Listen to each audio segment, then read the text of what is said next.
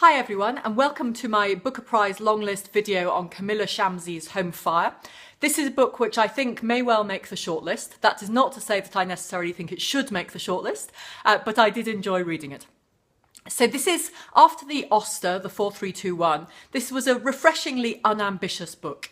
It is a straightforward, fairly commercial story about a number of, or two really, Muslim families in the UK, so British Muslims of Pakistani origin. It feels radical to read in that it gives the differing perspectives of a number of different British Muslims, which should not be radical, but I think it is relatively unusual to see in a mainstream novel. And those characters are Isma, who is a elder sister who brought up her younger siblings, twins, after they were orphaned, first by their father dying on the way to Guantanamo Bay, and then after their mother died after a quick illness. And she brings up her two twins who are aged 19 at the beginning of the novel. And the novel opens with Isma in the US, where she is studying for a doctorate. She is a traditional, pious Muslim woman. So we get that perspective. We then also get the perspectives of her younger sister, who is still an active, praying, believing Muslim, but less traditional, and her twin brother, who over the course of the novel goes off to fight in Syria for ISIS. And so we get a sense of different allegiances within British Islam pulling against each other within that one family. That's one of the families in the book. The other family in the book is that of the newly elected Home Secretary of the UK. This is someone who has rejected any Muslim belief, is a self-avowed atheist, and so you get the point of view of public and private expressions of what it is to be a British Muslim or ex-Muslim of Pakistani origin, as this story plays out.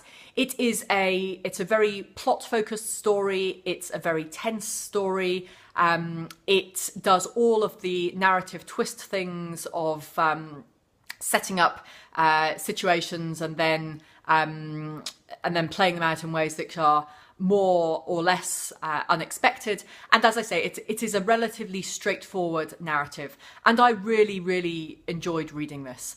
It took only a few hours to read, which after the Auster was refreshing.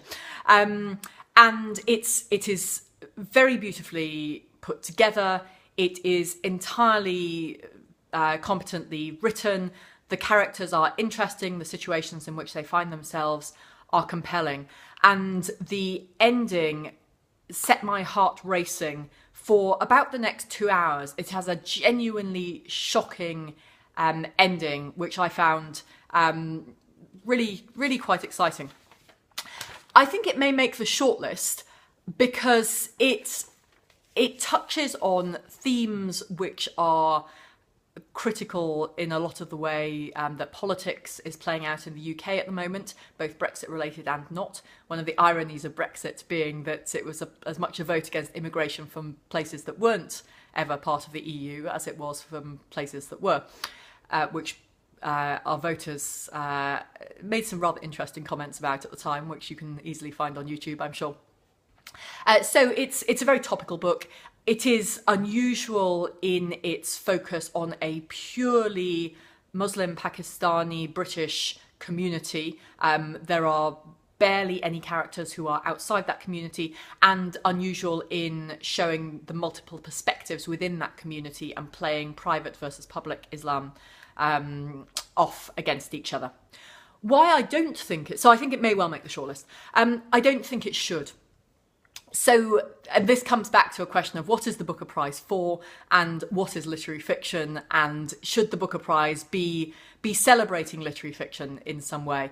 My sense is that it should. My sense is that it should be celebrating literature which attempts to do new things with words, and which provides a depth of thinking and aesthetics within the books which stay with you over time and which change the way we perceive the world. That's almost my definition of good literature.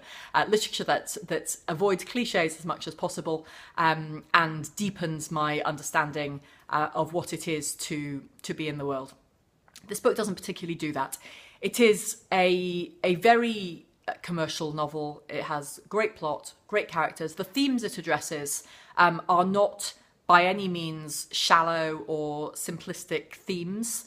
Family relationships, religion versus society, public life versus private life. These are all entirely weighty themes.